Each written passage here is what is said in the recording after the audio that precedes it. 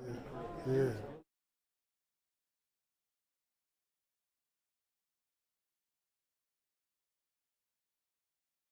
Can you guys hear me?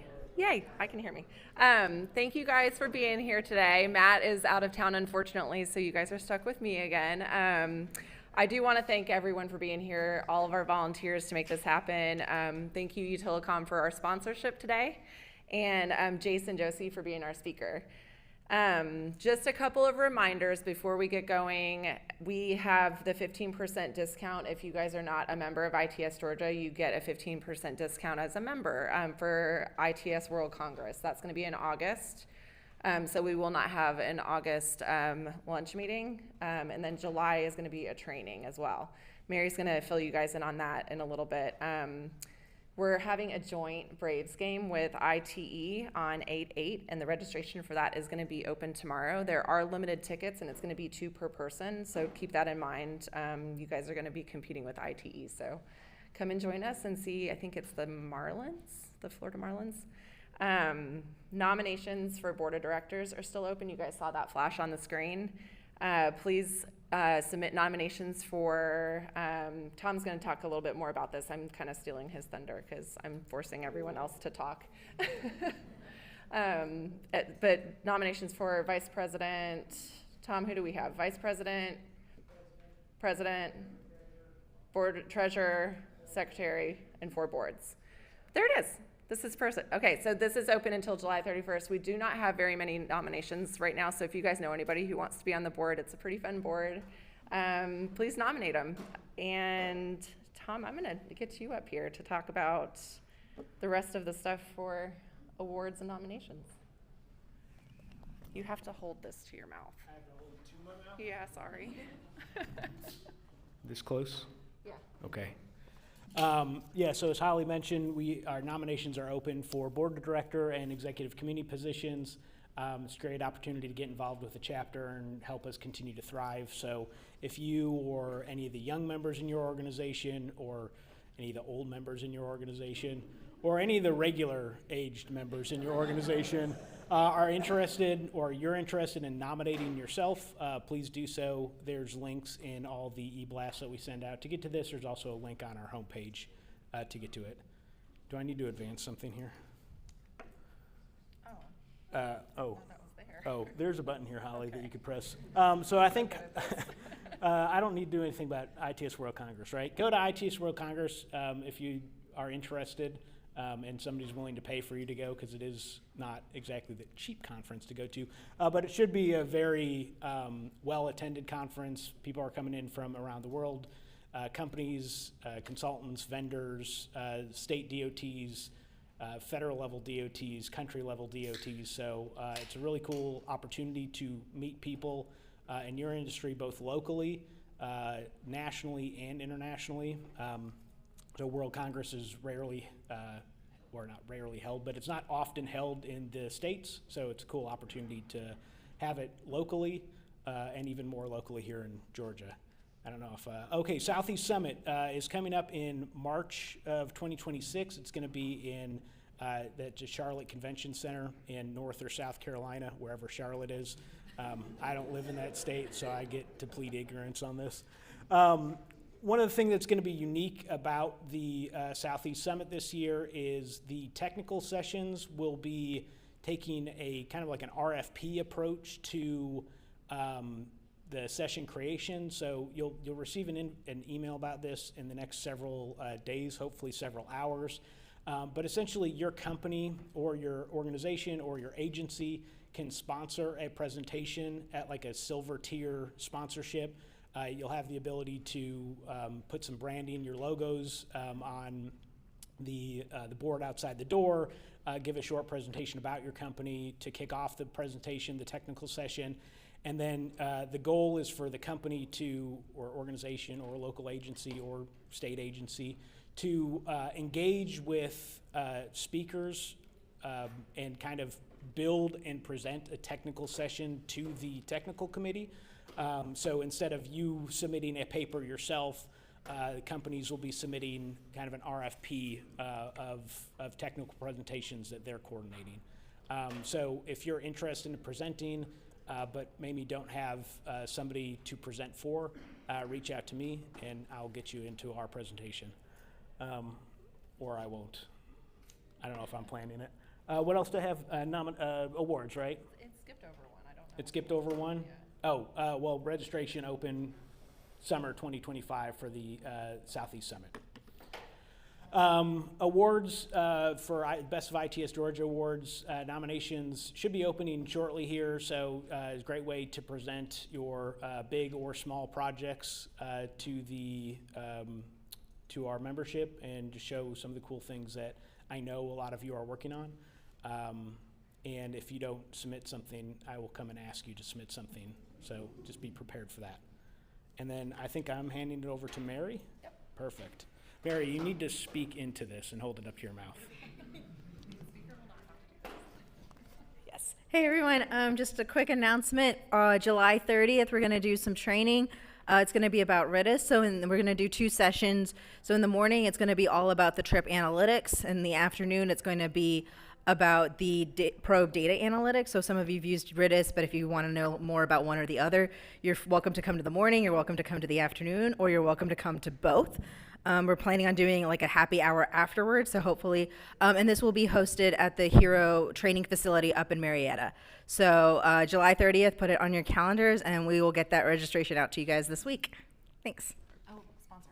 Oh, and we are looking for a sponsor, so if you would like to sponsor this, that would also be great. Thanks. Okay, awesome. Thanks, guys. Just a reminder, the registration for the July training is going to go out tomorrow, as well as the Braves registration will go out. And with that, I do want to thank Utilicom once again, and I'm going to introduce their manufacturer's rep, Ashley with No Traffic. So she's going to come up here and talk on behalf of Utilicom, or No Traffic. You'll have to hold this both. Thanks. Just so we're clear, Charlotte is in North Carolina. I need a teleprompter. I've made sure to write everything down so I don't forget anything. But my name is Ashley Kirzak. I am the Regional Sales Manager for No Traffic. I am based in Virginia Beach, but I cover the Mid-Atlantic, which is apparently from Georgia to Pennsylvania, New Jersey, Alabama, and Tennessee. But No Traffic is an AI mobility platform that redefines how cities and counties manage traffic. It starts with traffic detection with a unique video-fused radar system. It proves to be 99.5% accurate, but we just don't detect vehicles. Our Mobility OS platform gives access to turning movement counts, signal performance measures, live video, and more. Instead of relying on older systems, we bring real-time intelligent traffic detection that helps make roads safer, reduces congestion, and improves the overall driving experience. In addition to that, we have a full suite of products available in our Mobility OS store, things like Dilemma Zone, intersection safety insights, optimization, or some of you might know it as adaptive, vision-based TSP, and more, without the need to ever add additional hardware to the already full cabinet. They're all accessible through a web-based platform, and in Georgia, we're proud to be working alongside our partner, Utilicom, to bring the innovation to life, helping communities move smarter and more efficiently with technology that keeps us up with the pace of the world we live in. So thank you for letting me be here today.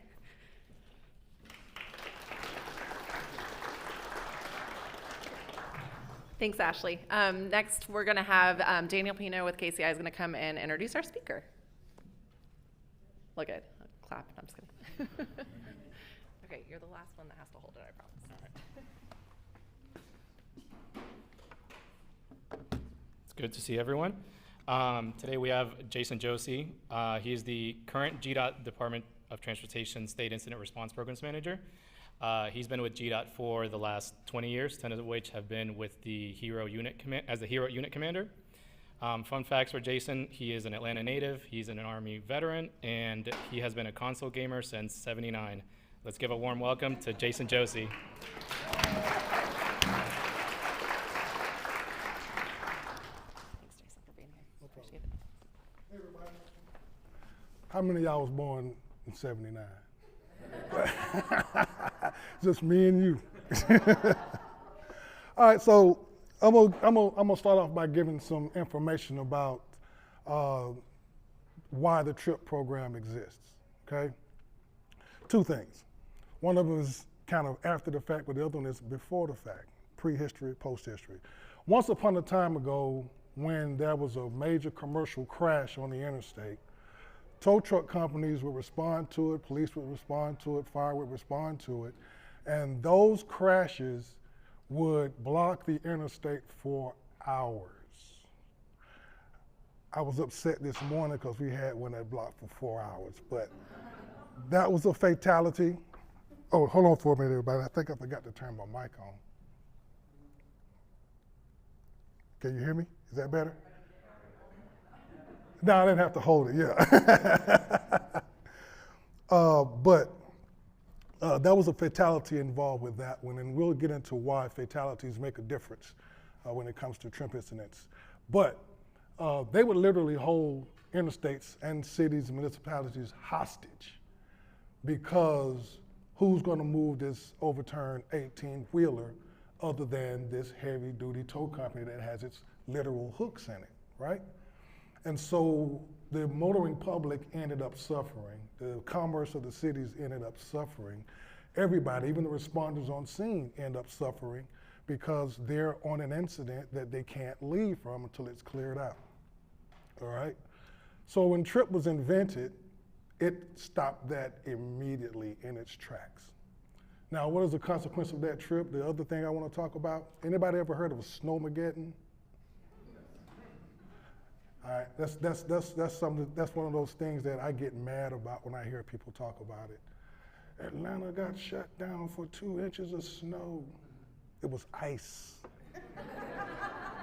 It wasn't snow, it was ice. But if you ever saw pictures of that, the interstate was literally covered in a sheet of ice and 18-wheelers were parked everywhere, right?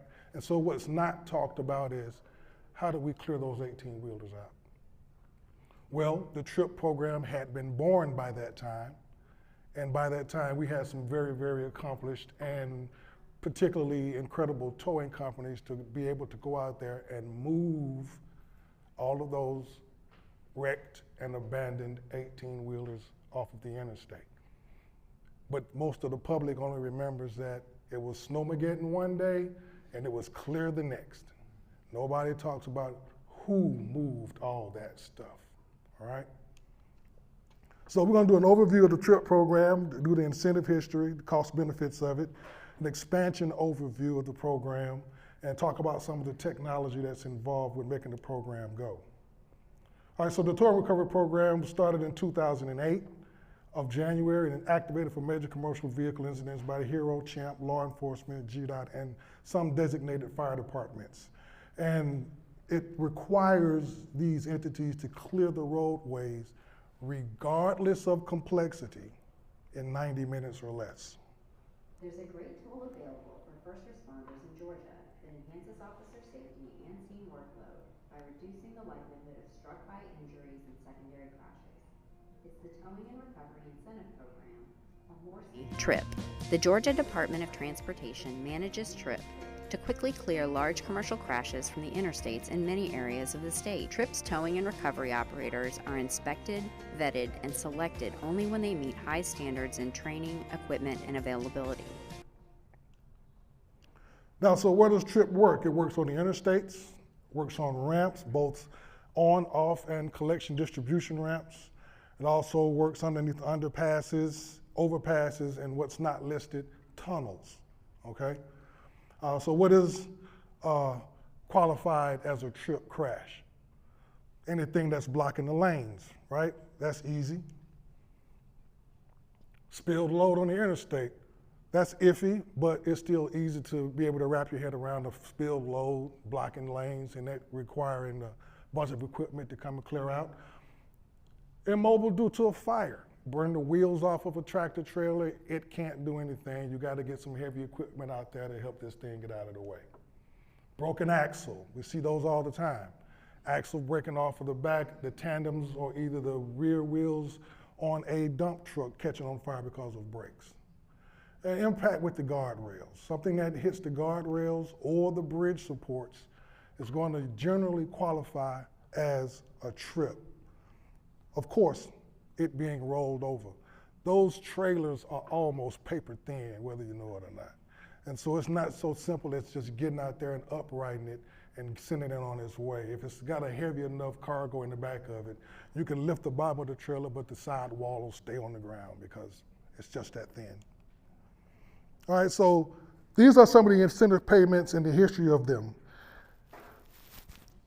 For mobilization only from 2011 to 2025, it was $600, right? But as of the 14th of 2025, we've increased that to $1,200. A full trip was $2,500. Full trip plus equipment was $3,500. We've eliminated that, and we put a type 2 and a type 3. A type 2 is a full trip because we determined a trip is a trip is a trip, right? And so we've increased the incentive to $4,000 per trip. And for a stall only, we're not giving them $1,200, we're giving them $1,800 for a stall only. And the stall only conversation came about because there were some hiccups that we were running into on incident scenes where there were stalls that could generally be pulled out, like a jackknife tractor trailer is considered a stall. It looks terrible to anybody that's driving by and looking at it, but the right eyes looking at it know, let's pull this thing out and drive it to the shoulder and get these lanes open.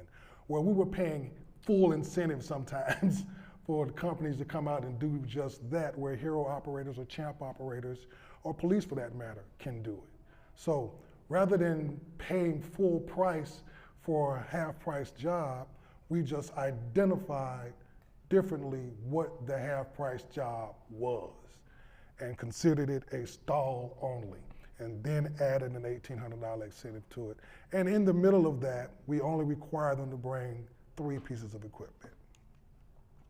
All right, so this is very, very cool.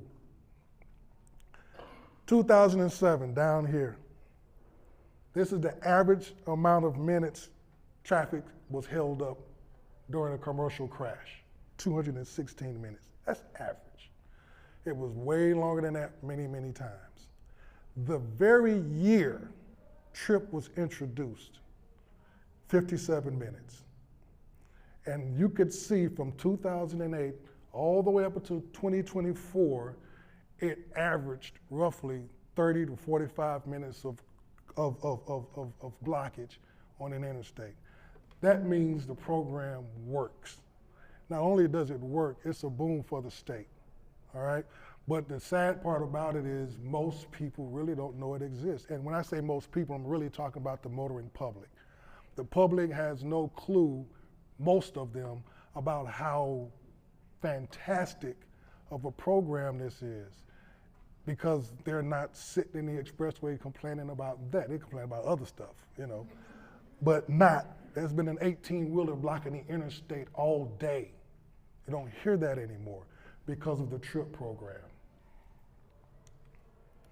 All right, so here's a benefit example. The shaded area represents the delay. The red line shows reduction in capacity during a crash. And then TRIP helps to clear that reduction delay with the green shaded area. So just consider those to be traffic crashes in the queue in the shaded area, and the green part is where the reduction would take place. And the benefit cost is phenomenal, right?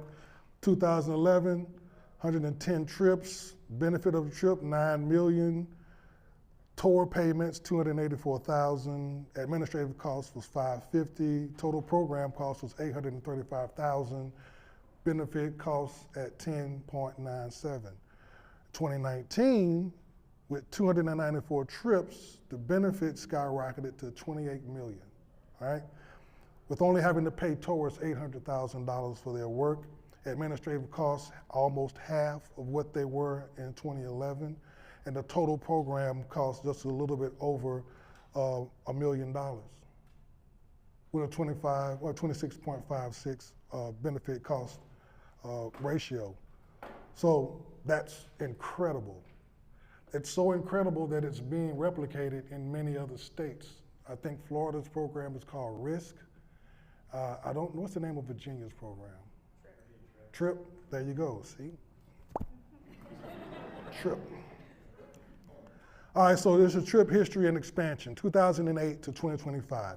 This is what the TRIP map looked like when we first launched it. I was just a little bitty operator, but Christine was there. She's one of the architects. All right, so you can see how small and not tight-knit this map is in terms of the kind of coverage that we have. 1, 2, 3, 4 companies that were still responsible for the entire footprint, right? In 2018, we expanded it up north, 75 and 575, 985, 85, and then down south into Henry County and Coweta County. But we didn't stop there. 2014, we expanded even more. So as you can see, the metro area part of this map, we call it the heart, it's getting smaller, but the coverage area is getting larger. This is 2018. We're almost at the state line. 2022, man, we're moving.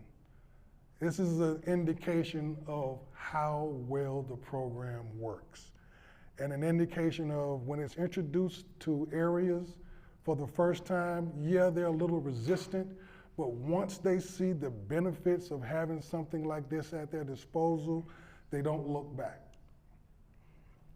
So recent expansions, over 470 roadway miles have been covered. We have 20 zones in the metro area, 3 zones in the Macon area.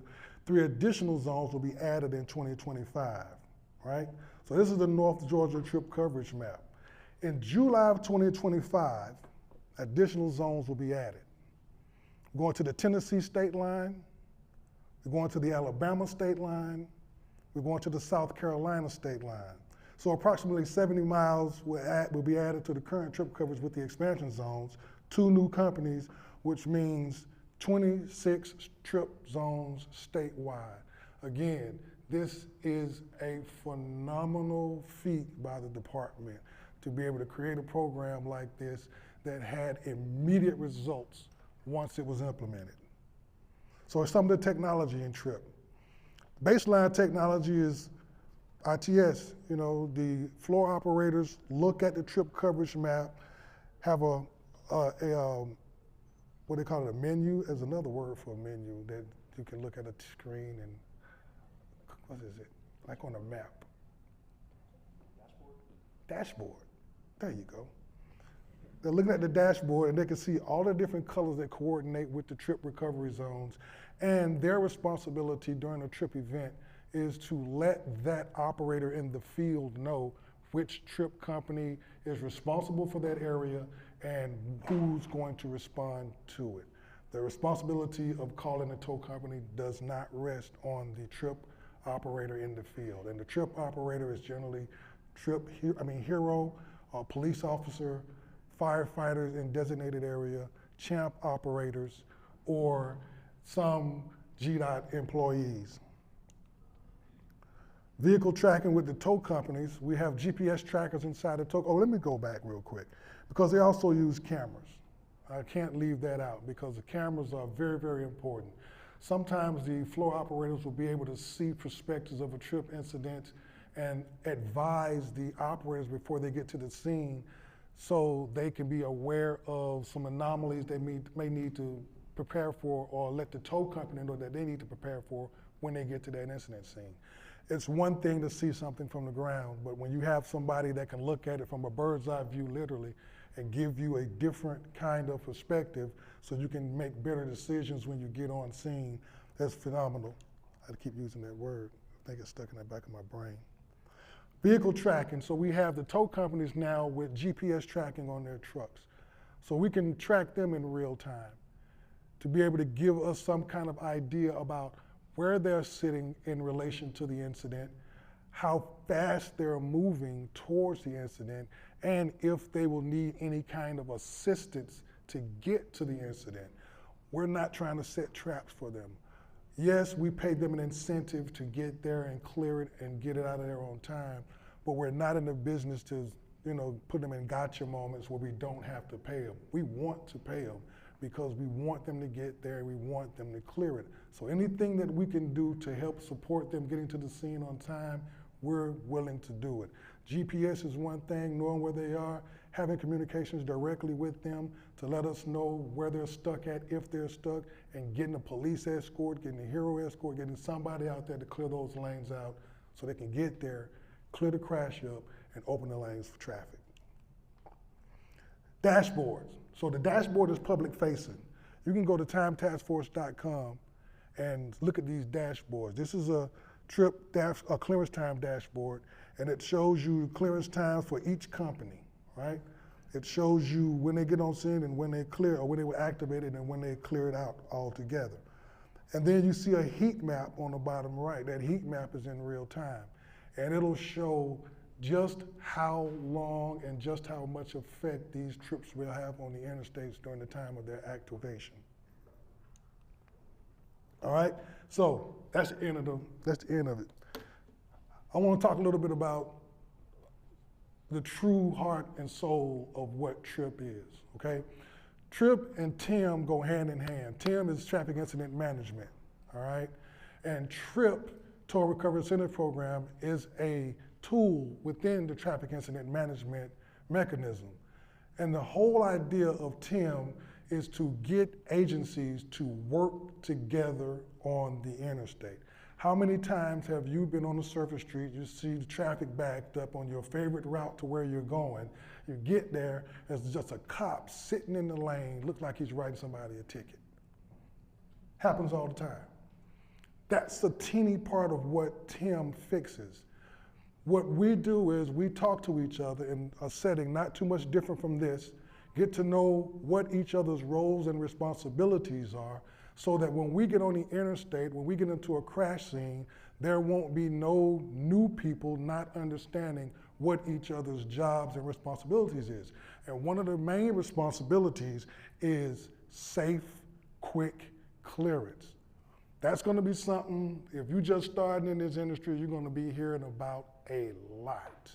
The Governor's Office of Highway Safety is fixed to kick off, I think, in August. Safe, quick clearance. Getting the lanes open to prevent secondary crashes, to get motorists out of harm's way, to relieve congestion, and to get the responders out of harm's way as well, right?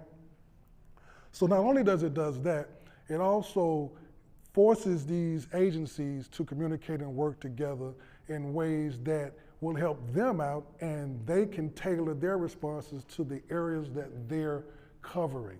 So if you think about a state like Georgia, you can imagine that the coverage and the response types near the coast are not the same as the coverage and response types that are in the mountains.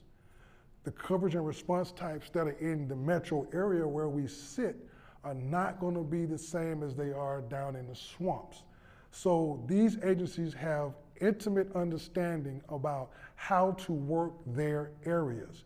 And the best way that we can make sure that they can quickly, safely, and clear incidents within their area is for them to work together cohesively about how their area works and how their area will benefit from the types of approaches that will be required for their area.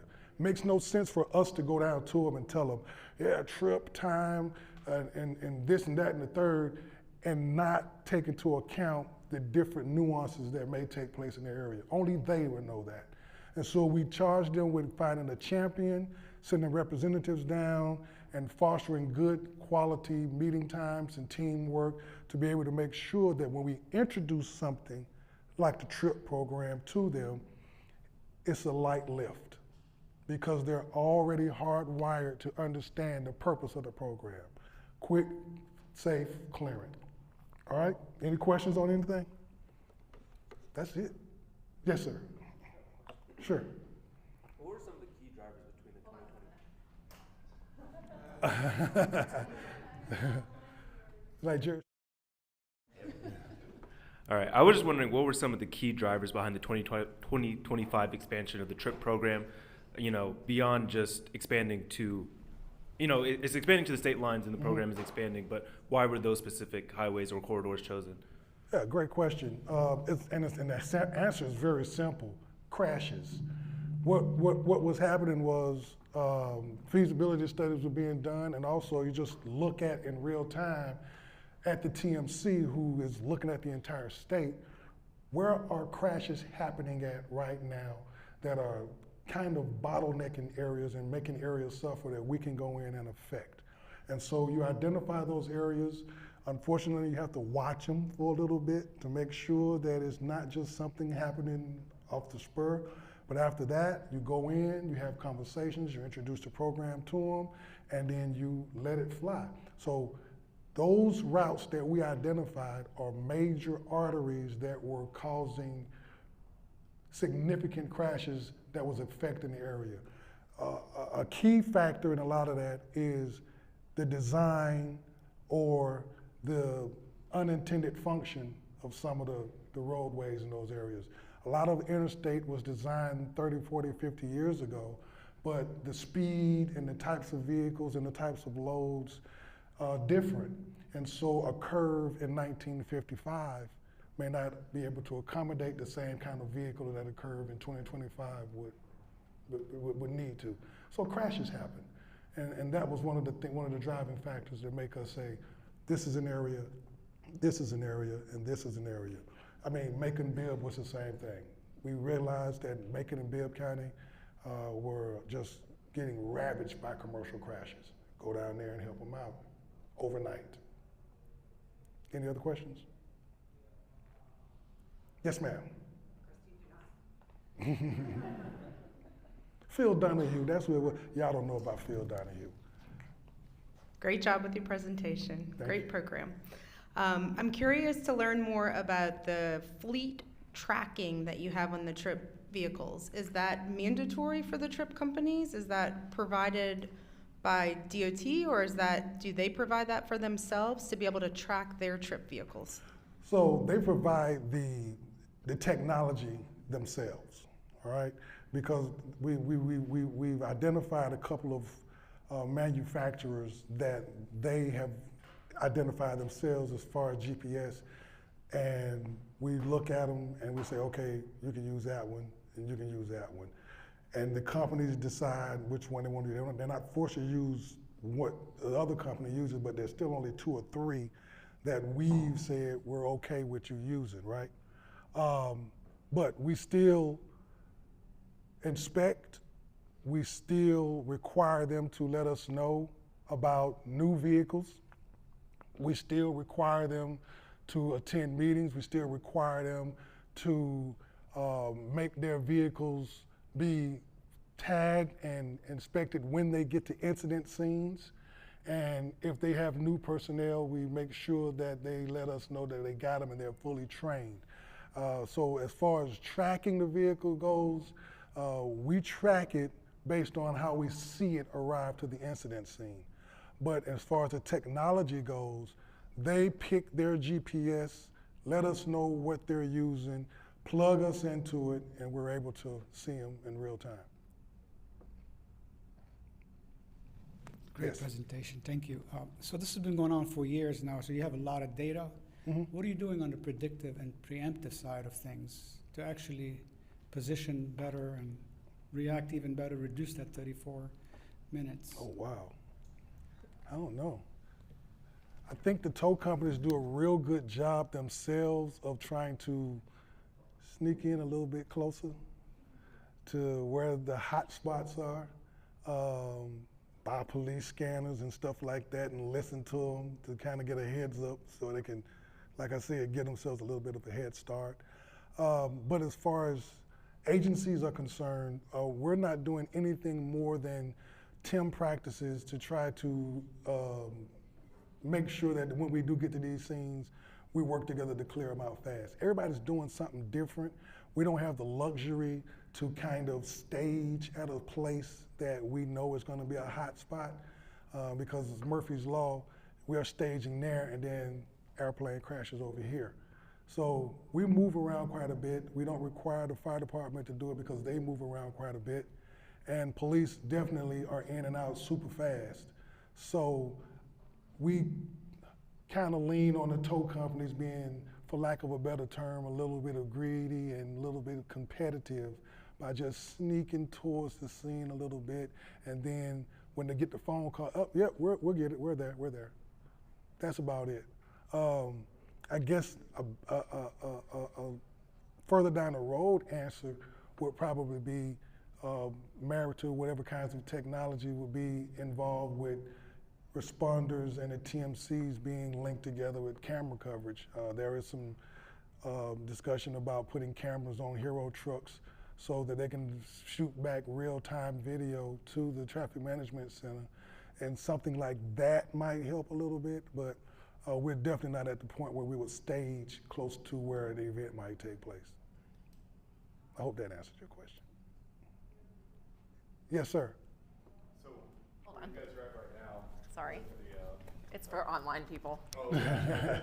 You're loud, I know, but it's good. Okay, so with where you guys are at right now with the program, we've reached the state lines, you know, on lots of our major interstates.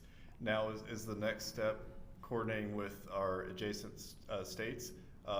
Recent example, I think it was last week or the week before, a week and a half ago, I-20, Aiken County had that bridge, Right. Fuel truck hit that bridge, Right. the whole bridge collapsed. Right. So are we looking at maybe the next step being working with those entities? Absolutely. Oh, I'm sorry, I never grabbed it from you. I didn't mean. It's not hot. Don't grab it. I didn't even grab it. I'm so sorry. Gosh. So I don't know if our next step in the program possibly was working with our fellow DOTs in the area, SCDOT, especially something like that, which is arguably in our backyard. That's a great question, and I'm happy to say that I think one of the driving factors for moving up north, along with the crashes that were taking place, was Tennessee reaching across state lines, asking about the program, wanting to get a program like it of their own, not really being able to pull the trigger on it, but certainly being welcoming to any kind of help to reach across the line and help them out. So yeah, for sure. We're not coming to the state line and not going across and shake hands with who's over there. I mean, the fact that other states are doing it, it's almost a no-brainer to work together across lines for something that's going to affect the interests and exits in each other's neighboring states. Awesome. Thank you. Sure. Yes, sir. You look, I like how he looked at you like, get over here. Yeah. So you mentioned that fatality. How does that affect clearance, and why? Great question. Great question. Thank you for asking that. Thank you for asking that. If I had prizes, I'd give you one. All right, so this is how a trip works, okay? Major vehicle crashes, like I said earlier, regardless of the complexity, major vehicle crashes, blocks, lanes, et cetera, et cetera. It's identified as a possible trip. The trip company, well, I take that back. The responders are called to respond to it. They get to it and look at it and say, yes, this is a trip, I'm tripping it. Then the trip company is called, right? And when the trip company is called, they're only called because it's been tripped. But generally, if it's a crash of that nature, police, fire, EMS, hero, all of these people are going to be on scene, right? Now, speaking to the complexity of the incident, if it's a fully involved fire, the fire department is in charge. This is where Tim comes in at, because now you start to understand the hierarchy of the way that crash scenes work. The fire department is in charge, and so they're putting the fire out. The trip company is still on their way, but they haven't gotten there yet. Once they get there, they're gonna sit back and chill while the fire is being put out. You put the fire out, and you find that there's a body, right? So now, not only is the fire department involved, the police are now involved, and we have to wait for a medical examiner to come to the scene to be able to look at this and get everything to the clearing stages for the trip company. What's the trip company doing? Waiting. But guess what? They're there. And what needs to happen next is once they get their equipment there and their personnel there, they're given a notice to proceed. That's the key. Given the notice to proceed. So once the fire department clears it as safe, once the police department says, okay, we got the information we need, once the coroner comes in and says, okay, you guys can touch the body now and get it out of here, once all of this stuff takes place and the crash is now the crash that's blocking the lanes, then that trip official says, tow company, you now have the notice to proceed. That's when the clock starts ticking.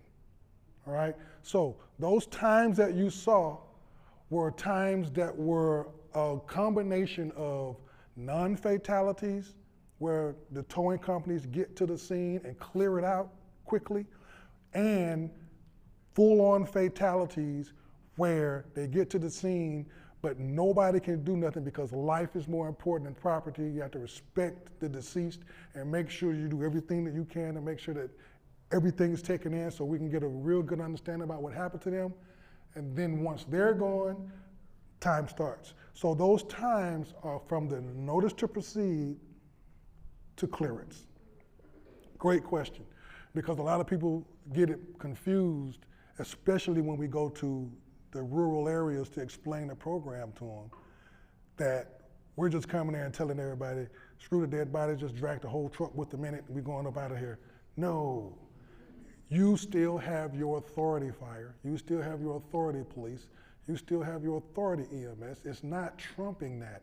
It's saying, once you're done with your job, we're gonna do our job. It's just a matter of making sure they understand not to big time the situation, but slow walking and taking their time doing it because they're just mad somebody else has some say on an incident scene. That happens, and that's where TIM teams come into play. Being in places like this, get to know each other, so when we get in the accident scene, nobody's got any chips on their shoulders or any kind of attitudes. Great question. Any other questions? Yes. And I was just wondering, who was the trip official responsible for calling the tow company? You said the fire departments, are not like the sole, Right. responsible parties. At TMC operators, could you just speak a little bit on that? Yeah, sure. TMC operators are responsible for calling the trip companies, all right? The TMC operator is basically the brains behind the whole operation. So they're sitting there at their console and everybody else is in the field. To make sure that there's no conflict of interest that can take place with people in the field tripping stuff, we take that responsibility away from them and we put it on the people that are not in the field. That is the TMC console operators. They are the ones who only have the authority to call a trip company. Police can't call a trip company. Operators can't call, hero operators, I say that, hero operators. Hero operators or champ operators or fire can't call a trip company. That looks weird later on down the line if you keep calling a trip company to your area and they making money. Now we're starting to think you're getting some money on the backside. So no, the TMC calls the trip company. They have the heat map, they have the listing of the companies and where their coverages are. You just tell them where you are. Hey, I got an overturned 18-wheeler diesel truck, I'm on I-20, and the 285 interchange, I'm tripping this. Okay, stand by. And then they call you back and say, okay, your company is gonna be New Image, 10-4. And only then do you have the authority to pick up your cell phone and give New Image's supervisor a call, because now you're safe. Hey man, listen, this is what I'm looking at. I got diesel on the ground, I got a tanker blocking all the lanes, I think the cab is over the guardrail, and it's a mess. So you might want to bring a whole lot of absorbent and maybe 2 cranes, right? 10-4. And so they already know what to bring, they come and equipped. But the TMC is the entity that is responsible for calling the trip company, nobody else. Any other questions? How do the coverage zones get determined? Is it based on linear miles? They're bid on. So it's really about where your company sits and if you can respond to it. all right? So the trip zones are held for 2 years. I think we increased it to 3. 2? We went to 3 years. So trip zones are held for 3 years, right? At the end of 3 years, we put the zones back out for bid, all right? Now, it's not as competitive as it sounds, like put it out for bid, but what ends up happening when we start designated zones is we look at areas that are not covered, that we feel like we need to cover.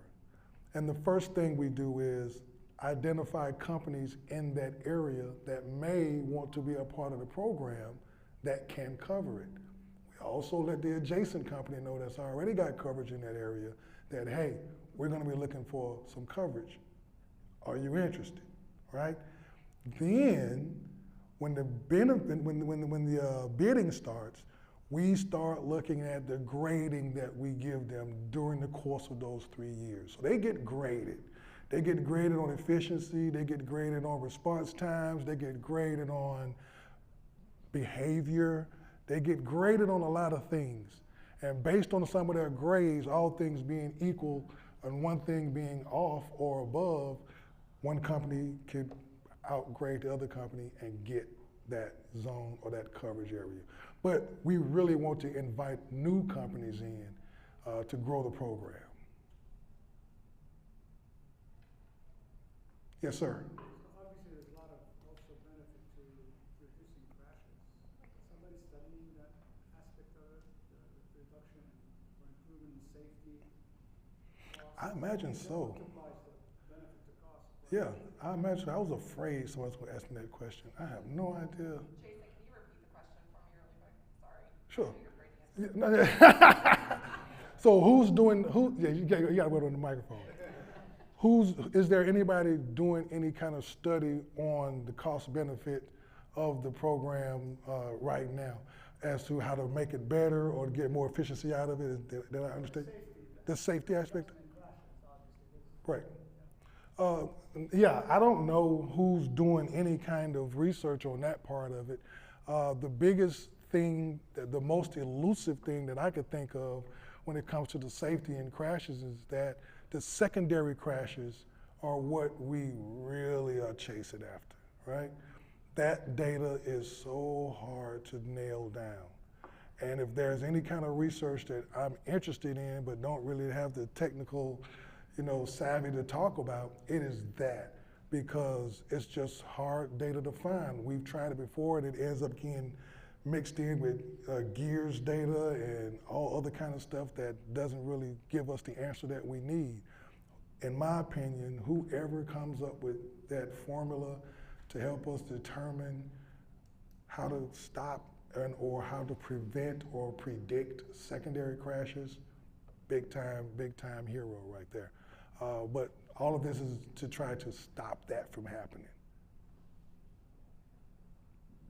So in the future, are you guys gonna maybe move to not just interstates but highways, like very frequently driven highways that maybe have a lot of crashes on it in Atlanta or around the area? That's tricky, because there's one aspect of the program that we rarely discuss, but it's very, very important, and that's the mom and pops, right? The small tow companies. So this program is designed for heavy commercial vehicles. When you start getting into the arterials of the surface streets, now you're really dealing with smaller vehicles, light tow, as we like to call it. So no, in bringing a program like TRIP into those kinds of environments. Yes, in bringing the attitude and the way TRIP works into those kinds of environments. TIM is born on the interstate, but it works everywhere, right? And so when we start talking about surface street TIM, which is kind of what you're asking about, it's very, very important. It's just not something we're doing with this kind of program. This program at the very beginning wanted to make it clear to the small mom and pop towers, we're not coming to take your work. We're only interested in vehicles that your company historically does not have the horses for. We're not coming with flatbeds and stingers and stuff. We're coming with rotators and 50 tons and 30 tons and support trucks and things like that. So I guess the spirit of it is definitely something we want to push to surface streets, but the actual program itself or a program like it does not exist. And that's got a lot to do with just not want to introduce, water to an ant pile. Any other questions? Yes, sir. Yeah, you got women on the microphone. She's getting a workout. I need two people. As a civilian driver, when we come upon an incident, is there anything for us that we can do to help you? Absolutely, yes. So, remember when I said I've been a gamer since 1979? Back in the 1970s, people had this notion of when you have a wreck, you just stay where you are. Don't move. Wait till the police get here. That's not the thing anymore. Steer it and clear it. You're actually breaking the law when you're doing that now. So the best thing the motoring public can do is, one, if you have a crash in the travel lane, you're okay, make sure you're okay, and you can move your vehicle, look around, find a parking area, find somewhere that you can get out of the lanes and get to that area so that traffic can move by. That way, when the police get there, they're in a safe area too. The motoring public can drive on by, and you and whoever you was in this accident with could be out of harm's way. Because why? Somebody in this queue is upset, and they're gonna be smarter than everybody that's out there. I'm just gonna go around. And there you are standing in the middle of the street trying to take a picture of your damage, and you don't see this car coming the wrong way. And that's what could happen. So you could help us out by clearing your crashes out of the travel lanes if they can be moved. Also, I know it's hard, stop texting and driving. I know it, good luck with that, right? I'll leave out of here right now and I see people like this, literally driving like this. But that's a big deal because it causes a lot of crashes and a lot of concerns. So texting and driving, moving your vehicles out of the travel lanes, getting over when you're seeing responders or any kind of road workers working on the interstate or on the surface streets, give them some space, get over. Because your worst nightmare is you don't give them that space and spill some coffee or something in your lap and you jerk a little bit and there's a worker standing right there trying to get something out of the side of his truck. Then you strike them, all right? You don't want to do that. So slow down, give them space. Beyond that, everything else that we learned in high school, man, pre-trip your car and don't be a D driver, plain and simple. Any other questions? Good, awesome. Thank you guys, I really enjoyed this. Oh yeah, Time Task Force. Don't forget, go to timetaskforce.com. Great job. Thank you so much. Thank you for having me. Hey everyone, let's give Jason one. Thanks.